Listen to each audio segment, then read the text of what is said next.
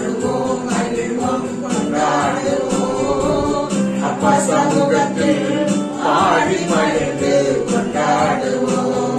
பேரின்ப நீரோடையில் என் தாகம் தணிப்பவரே, பேரின்ப நீரோடையில் என் தாகம் தணிப்பவரே, உமது பேரன்பு அது எத்தனை மேலானது, உமது பேரன்பு அது எத்தனை மேலானது. நன்றி நன்றி. நம்ம எல்லாரும் ஆண்டவரை ஆராதிக்க போறோம். ஒரு விஷயம் கூட நம்முடைய ஆண்டோட சமூகத்துல அப்பா எங்களை ஏற்படுத்தியதே உங்களை துதிப்பது. ஆனா நாங்க துதிப்பதை விட அழுகிறது, துக்கிக்கிறது, அவிசுவாசத்தோடு வாழ்கிறதா செய்து கொண்டிருக்கிறோம். நாங்கள் நாமே ஆராய்ந்து பார்ப்போம். கர்த்தரை நான் எக்காலத்திலும் சொத்தரிப்பேன், அவர் துதி எப்பொழுது என் வாயில் இருக்கும் அவர் சொல்லுகிறார். எல்லா நெருக்கம் வனாந்தரத்துல கூட, கடுமையான காலகட்டங்களில் கூட உண்மையை நம்பி வாழ்வதால் நீர் சமாதானத்தை கொடுக்கிற வல்லவர் என்பதை தாவீது அறிந்து கொண்டார். என் ஆத்மாவை ஏன் கலங்குகிறாய், ஏன் திகைக்கிறாய், தேவன் நோக்கி காத்திரு, அவராலே உனக்கு நன்மை வரும் என்று நம்முடைய கண்கள் ஆண்டவர் நோக்கி பார்க்க. சில நேரங்களில் நாம் தனித்து விட்டோமோ, யாருமே எனக்கு இல்லையே என்று சொல்லி ஒருவேளை நம்முடைய இதயங்கள் யோசிக்கலாம். ஆண்டவர் சொல்றார், உலகத்தின் முடிவு பரியந்தம் சகல நாட்களிலும் நான் கூட இருப்பேன் என்று சொல்லி வாக்கு கொடுத்திருக்கிறார். வாக்கு கொடுத்தது ஒரு மனிதன் அல்ல, மனம் மாறுவதற்கு மாறாத இயேசு. அவர் நம்மோடு இருக்கிறார். நாம் ஒருபோதும் தனிமை அல்ல. உங்களை திக்கற்றோட விடையன் என்று சொல்லியிருக்கிறார். யார் உன்னை கைவிட்டாலும் நான் உன்னை கைவிட மாட்டேன் என்று சொல்லியிருக்கிறேன். உள்ளங்கையில உன்னை வரைந்திருக்கிறேன் என்று சொல்லியிருக்கிறார். உன் நினைவாகவே இருக்கிறேன் என்று சொல்லியிருக்கிறார். கர்த்தர் நாம் பாவிலா இருக்கும் போதே நம் மீது வச்ச நேசம் நம்மளை தேடி வந்தார். நாம் தேடாமல் இருக்கும்போது நம்மை தேடி வந்தார். என் பிள்ளைகள் பாவத்தின் சம்பளமாகிய மரணத்தை எடுக்கக்கூடாது என்பதற்காக நம் மீது உள்ள மரணத்தை அவர் ஏற்றுக்கொண்டார். நித்தியமாய் சந்தோஷத்தோடு மகிழ்ச்சியோடு இருக்க கர்த்தர் நம்மளை அழைத்திருக்கிறார். இந்த ஜனத்தை எனக்கென்று ஏற்படுத்தினேன், இவர்கள் என் துதியை சொல்லி வருவார்கள். அஞ்ஞானிகள் உலகத்தை நாடி தேடி ஓடி, அந்த சந்தோஷம் நிரந்தரமானது அல்ல. நான் கொடுக்கும் தண்ணீரோ ஜீவ தண்ணீர், மறுபடியும் உனக்கு தாகம் எடுக்காது என்று சொல்லி ஆண்டவர் நமக்காக ஜீவ தண்ணீராம் அபிஷேகத்தை நமக்கு ஊற்றி இருக்கிறார். அந்த தேவ அன்பு நம்மை ஒருபோது வெட்கப்படுத்தாது. அது புயல் அடிக்கும் போது நமக்கு கண்மலையில் வெடிப்புல வைத்து பாதுகாக்கிறத,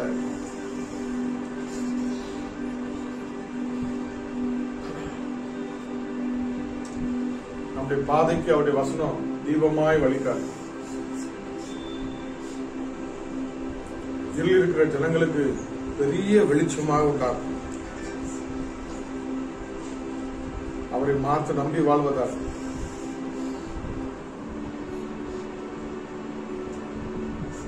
இவ்வுலக வாழ்க்கையில என் இஷ்டம் போல வாழ்ந்தேன், நடந்தேன், ஓடினேன், நிம்மதி இல்லை, சமாதானம் இல்லை. ஆனா நான் கொடுக்கும் சமாதானம் நிரந்தரமானது இருக்கும் என்று சொல்லி ஆண்டு வாக்கு. அவர் ரத்தத்தினாலே நம்ம இணைத்திருக்கிறார். அவர் நமக்கு அக்கினி மதிலாய் இருக்கிறார். இக்கட்டில் அவர் நமக்கு துணையா இருக்கிறார். நம்முடைய துயரம் நீக்க அவர் மருத்துவராய் இருக்கிறார். என் பலனெல்லாம் நீதான் ஐயா, எல்லா துதிக்கும் பாத்திர நீதான் என்று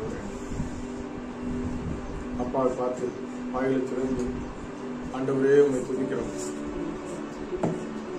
இந்த சூழ்நிலையும் என் பிள்ளைகளை துதிப்பார்கள் என்று சொல்லி யோபு பக்தன் உத்தமமாய் வாழ்ந்தான். அவன் வாழ்க்கையில ஒரு குற்றம் இல்லை, எல்லாம் நீதியா செயல்பட்டான். ஆனாலும் சாத்தான் வந்து சொல்லுகிறான், நீர் அவனை எல்லாவற்றிலும் ஆசீர்வதித்து உயர்த்தி வைத்திருக்கிறீர், ஆகவே உண்மை துதிக்கிறான். நீர் அந்த ஆசீர்வாதத்தை எல்லாம் எடுங்க, உண்மை தூசிக்கிறானா இல்லையா என்று சொல்லி அப்பொழுது ஆண்டவர் ஒப்புக் கொடுக்கிறார்.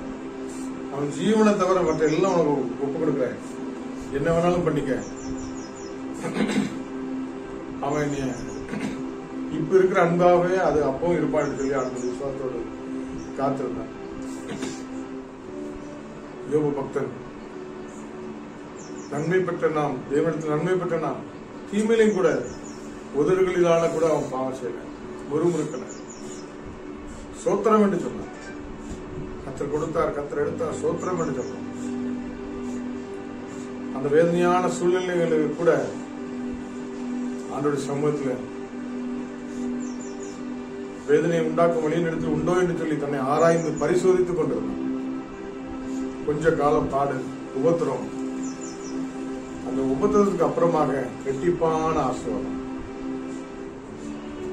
யோபு இழந்து போன எல்லாவற்றையும் ரெட்டிப்பாய் பெற்றுக் கொண்டான்னு பார்க்கணும். நம்முடைய வாழ்க்கையில அப்படிப்பட்ட சோதனை ஒருவேளை இருக்கும் என்று சொன்ன இந்த நேரத்தில் ஆபத்து காலத்தில் சோர்ந்து போன உன் பலன் குன்றி போயிருமே, ஆத்மா பலன் இருந்தா இதனால் சாரமாக்கும். மெய்யாகவே மெய்யாகவே அவர் நம்முடைய பாடுகளை ஏற்றுக்கொண்டு நம்முடைய துக்கங்களை அவர் சுமந்தார். அவருடைய தலைமுறையால் நாம் குணமாகிறோம். நம்முடைய சாபங்களை அவர் சிலுவிலே சுமந்து தீர்த்தார். மெய்யாகவே அவர் நம்முடைய துக்கங்களை சுமந்தார். நம்முடைய துக்கத்தை அவர் சுமந்து விட்ட பிறகு நாம் துக்கத்தோடு தெரிய ஆண்டவர் அழைக்கப்படும். துதி எடுத்தால் சாத்தான் ஓடுவான், முறுமுறுத்தால் திரும்பி வருவான்னு சொல்லியிருக்கோம். பவுலும் சீலாவும் சூழ்நிலைகள் சிறைச்சாலையில் கட்டப்பட்டிருக்கும் போது அவர்கள் பாடி துதி செய்ய தொடங்கின உடனே அஸ்திபாரங்கள் எல்லாம் அசைந்தது, கட்டுகள் எல்லாம் கலந்தது என்று பார்க்கிறோம். நம்முடைய சரீரத்தில் காணப்பட எல்லா பலவீனங்கள் மாறும்படியாக, உள்ளத்துல ஒரு பெரிய சமாதானம் உண்டாகும்படியாக, எனக்கு ஒத்தாசை வரும் பர்வதங்களுக்கு நீராக என் கண்களை அடைக்கிறேன், வானத்தையும் பூமியும் உண்டாக்கின கத்தெடுத்து எனக்கு ஒத்தாசை வரும். காலை தள்ளாட விட்டால் உன்னை காக்கிற உறங்கா, இந்த விசுரங்களை காக்கிற உறங்குவதும் இல்லை தூங்குவதும் இல்லை. கத்தர் எல்லா தீங்கு விலக்கி காப்பார், உன் ஆத்மாவை காப்பாற்ற வார்த்தையின்படியே அப்பாவை நோக்கி பார்ப்போம். அப்பா, என்னை முழுவதும் அர்ப்பணித்தேனையா, உயிரோடு இருக்கும் நாளெல்லாம் உமக்கு சொந்தமையா.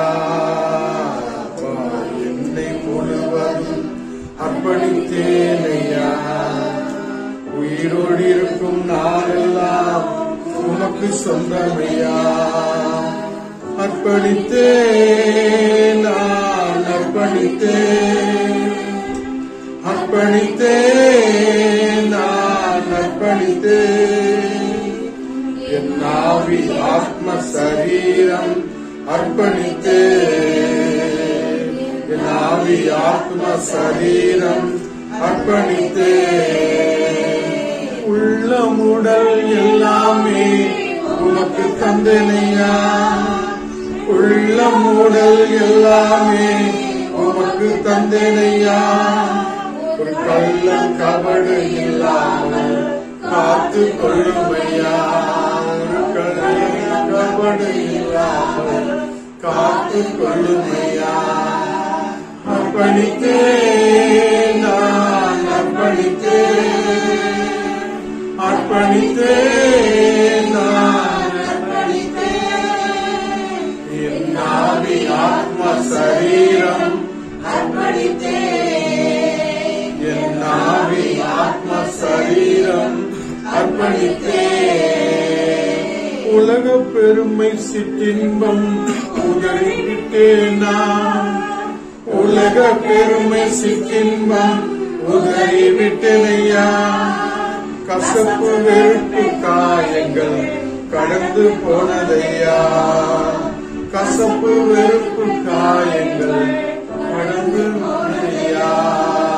அப்பா, என்னை முழுவதும் அர்ப்பணித்தேனையா, உயிரோடு இருக்கும் நாளெல்லாம் உமக்கு சொந்தமையா, வாக்குவாதம் பொறாமைகள் தூக்கி எறிந்து நான், வாக்குவாதம் பொறாமைகள் தூக்கி எறிந்து நான், ஆண்டவர் இயேசுவை ஆடையாய் அணிந்து கொண்டேன் நான், என் ஆண்டவர் இயேசுவை ஆடையாய் அணிந்து கொண்டேன் நான். அப்பா என்னை முழுவதும் அர்ப்பணித்தேனையா, உயிரோடு இருக்கும் நாளெல்லாம் உமக்கு சொந்தமையா. உமக்காய் வாழும் வைராக்கியம் உள்ளத்தில் வந்ததையா, உமக்காய் வாழும் வைராக்கியம் உள்ளத்தில் வந்ததையா. எனக்காய் வாழும் எண்ணங்கள் என்றோ மடிந்ததையா, எனக்காய் வாழும் எண்ணங்கள் என்றோ மடிந்ததையா.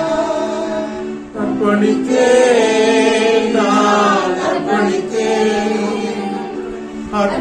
அர்ப்பணித்தேன் நான், அர்ப்பணித்தேன், என் ஆவி ஆத்மா சரீரம் அர்ப்பணித்தேன், என் ஆவி ஆத்மா சரீரம் அர்ப்பணித்தேன்.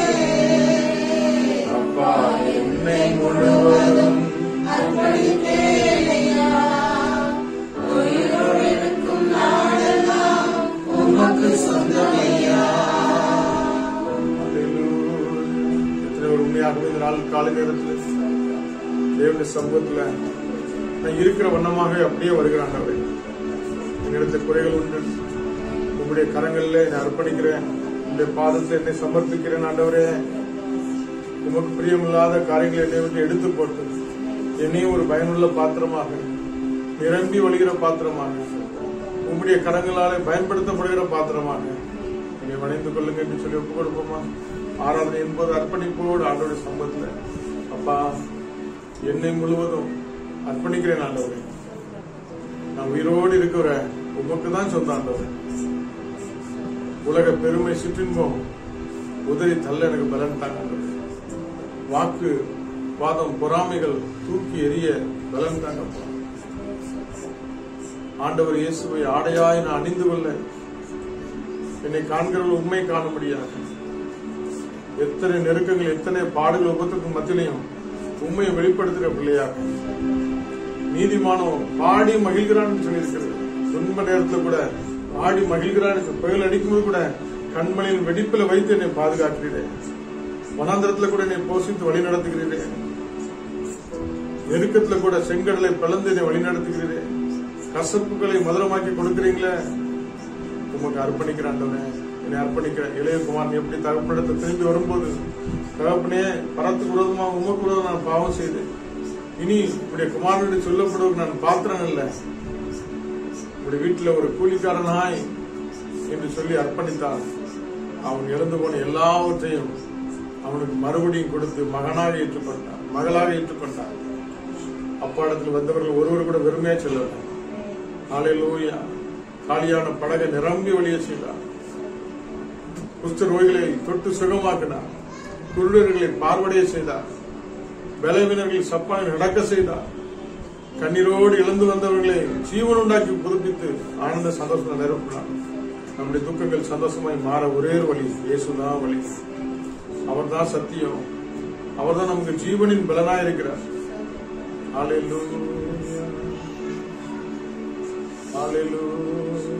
இழந்து போன எல்லா அந்த ரட்சிப்பின் சந்தோஷம் மறுபடியும் வரட்டும். அப்பா, ஆதியில உள்ள அந்த சந்தோஷம் எங்களுக்கு வரட்டும். எங்களுக்கு நம்பிக்கை வரட்டும். ஆண்டவரே, சூழ்நிலைகள், நீங்கள் தேசத்தில் காணப்படும் எல்லா காரியங்களையும் பார்க்கும்போது, யுத்தங்களையும் யுத்த செய்திகளையும் கேள்விப்படும் போது பயப்படாதுங்க. கர்த்தருடைய வருகை சமீபம் என்பதை உங்களுக்கு அறிவிக்கிறது. அன்பு தணிந்து போகிற சூழ்நிலை வரும்பொழுது கர்த்தருடைய வருகை சமீபம் என்பதை ஆண்டவருக்கு அறிவிக்கிறது. உலகத்தில் உபத்திரம் உண்டு, திடன் கொள்ளுங்கள். ஆனாலும் ஆண்டவர் நமக்கு உலகத்தை ஜெயித்திருக்கிறார். நான் உலகத்தை ஜெயித்தேன். அவருடைய பிள்ளைகளா இருக்கும்போது நாமும் ஜெயிக்க முடியும்.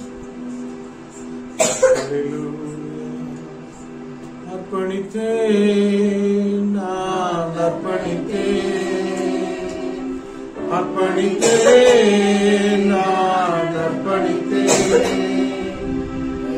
ஆவி ஆத்மா ஆத்ம சரீரம் அர்ப்பணித்தேன். என் ஆவி ஆத்ம சரீரம் உலக பெருமை சிற்றின்பம் உதறிவிட்டேன். உலக பெருமை சிற்றின்பம் கசப்பு வெறுப்பு காயங்கள் கடந்துயா. கசப்பு வெறுப்பு காயங்கள் கசப்புகள் மன்னிக்க முடியாத நம்முடைய வாழ்க்கையில யார் மூலமாக நடந்த கசப்புகள் என்னை விட்டு கடந்து போகிறது. மன்னிக்க முடியாத தன்மை எல்லாம் அந்த அந்த ஆரத்தை நாம் தேவனுடைய சமூகத்தில் இறக்கி வைப்போம். காயங்கள் ஒருவேளை நம்மள காயப்படுத்திருப்பாங்க. அந்த காயங்கள் ஆற முடியாத தழும்பா இருந்திருக்கணும். அது நம்மள ஊற ஊற வேதனைப்படுத்திக் கொண்டே இருக்கும். அதை நினைக்கும் போதெல்லாம் நம்ம சுக்குநூறா உடைவோம். அந்த காயங்கள் அவருடைய தழும்புகளால் குணமாவதாக. கசப்புகள் நம்மளை விட்டு கடந்து போவதாக. வெறுப்பு பொறாமைகள் இயேசுவின் நாமத்தில் கடந்து போவதாக. இல்ல மேன்மை பாராட்ட என்ன இருக்குது? நான் இருப்பது நிர்மூலமாகாதிருப்பது கர்த்தருடைய கிருபை. அவருடைய கிருபையினாலே நான் வாழ்கிறேன் என்று சொல்லி அப்பாவுடைய சமூகத்துல நம்மளை அர்ப்பணிப்போம்.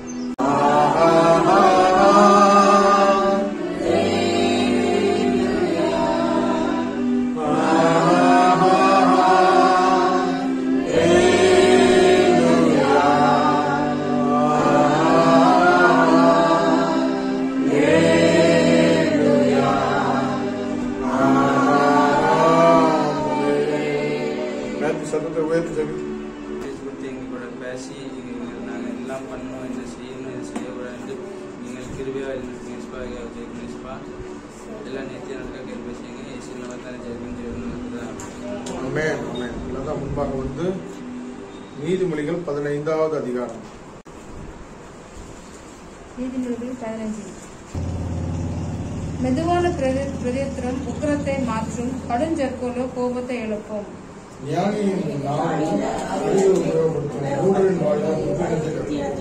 கர்த்தரின் கண்கள் எவ்விடத்திலிருந்து நல்லோரையும் தீயோரையும் நோக்கி பார்க்கிறது.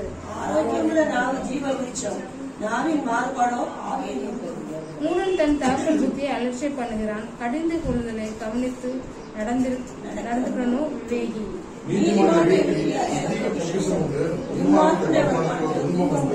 ஞானிகளின் உதடுகள் அறிவை இறைக்கும், மூடரின் இருதயமோ அப்படி அல்ல.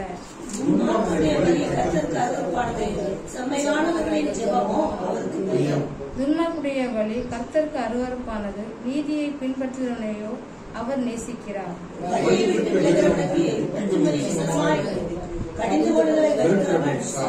பாதாளமும் அழிவும் கர்த்தரின் பார்வைக்கு பிரதிட்சமாயிருக்க, மனுபுத்திரனுடைய இருதயம் அதிக பிரதிட்சமா இருக்குது அல்லவோ.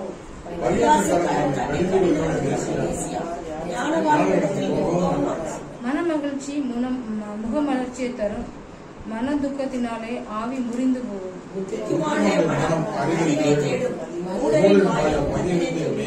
சிறுமைப்பட்டவருடைய நாட்கள் எல்லாம் தீங்குள்ளவைகள், மனரம்யமோ நித்திய விருந்து. சஞ்சலத்தோடு கூடிய அதிக பொருளிலும் கர்த்தரை மற்றும் பயத்தோடு கூடிய கொஞ்ச பொருளே உத்தமம். பகையோடிருக்கும் கொளுத்த எதிரின் கரியை பார்க்கிலும் சிநேயத்தோடிருக்கும் இலக்கரியே நல்லது.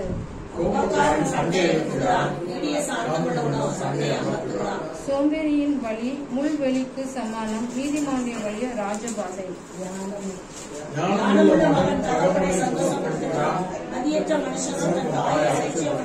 மூடத்தனம் புத்தினனுக்கு சந்தோஷம், புத்திமானோ தன் நடக்கையை செம்மைப்படுத்துகிறான்.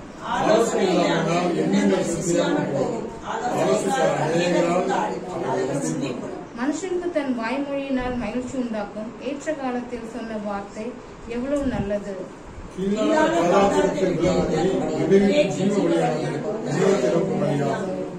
அகங்காரியின் வீட்டை கர்த்தர் பிடுங்கி போடுவார், விதவையின் எல்லையை நிலைப்படுத்துவார்.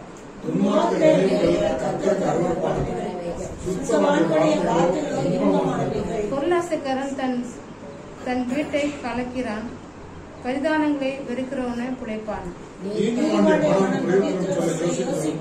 துன்மார்க்கருடைய வாயோ தீமைகளை ஒப்புவிக்கும். துன்மார்க்கு கர்த்தர் தூரமா இருக்கிறார், நீதிமான்களின் ஜெபத்தை கேட்கிறார். கண்களின் ஒளி இருதயத்தை உயிர்ப்பாக்கும். நற்செய்தி எலும்புகளை திருஷ்டியாக்கும். ஜீவனுக்கு ஏதுவான கடிந்து கொள்தலை ஏற்றுக்கொள்ளும் காது ஞானிடத்தில் தங்கும்.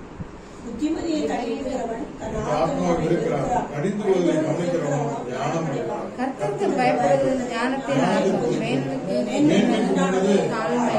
அல்லேலூயா, அல்லேலூயா. 13ஆம் வசனத்தை வாசிங்க பார்ப்போம். மனமகிழ்ச்சி முகமகிழ்ச்சி தரும். மன துக்கத்தினாலே ஆவி முறிந்து போகும். மன துக்கத்தினால என்ன முறிஞ்சு போயிருமா? என்ன ஆவி? உள்ளுக்குள்ள ஒரு தீபமா இருக்கிறது. இப்போ 2 பேரு எம்மா ஊருக்கு சீடர் நடந்து போகும்போது இறை வார்த்தை ஆண்டவர் பேசிட்டே வரும்போது அவருடைய இருதயம் எல்லாம் கொழுந்து விட்டு எரிஞ்சுதான். நாம் அவரோடு பேசிக்கொண்டிருக்கும் போது நம்முடைய இருதயம் கொழுந்து விட்டு எரியவில்லையான்னு சொல்லி சீடர்கள் பேசினாங்க. அப்ப யார் வந்தா கூட கர்த்தர். அப்ப நம்ம ஆண்டவருடைய பிள்ளைகளுக்கு அந்த வசனத்தை கேட்கும் போது, தேவனுடைய பிள்ளைகளோடு நெருங்கும் போது என்ன உண்டாகும்? உள்ளுக்குள்ள கொழுந்து விட்டு எரியும்.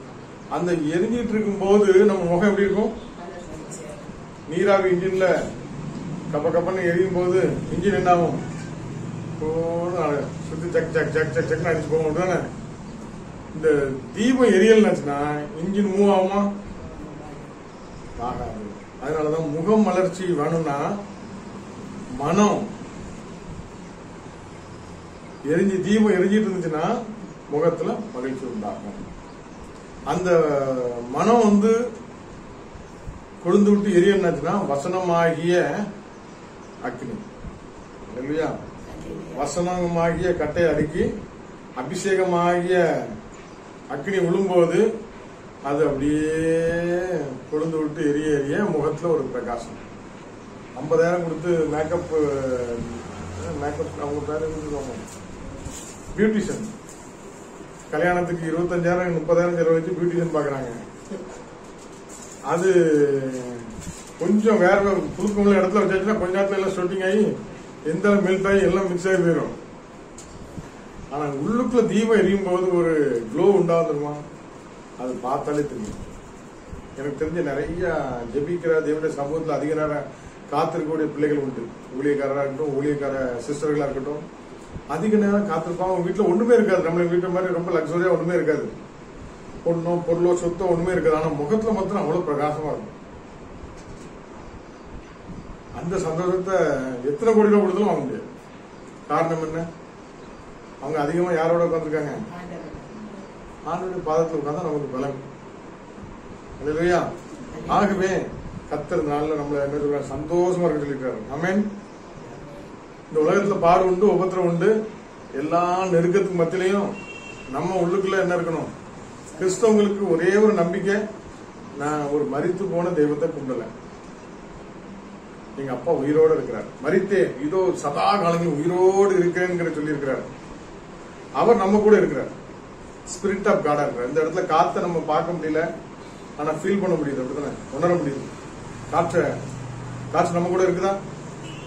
காத்து இல்லாம என்னைக்கா நீங்க தனியா வாழ்ந்துருக்கீங்களா? வாழ முடியுமா? அது போல ஆண்டவர் ஆவியா இருக்கிறார், ஸ்பிரிட் ஆஃப் காடா இருக்கிறார்.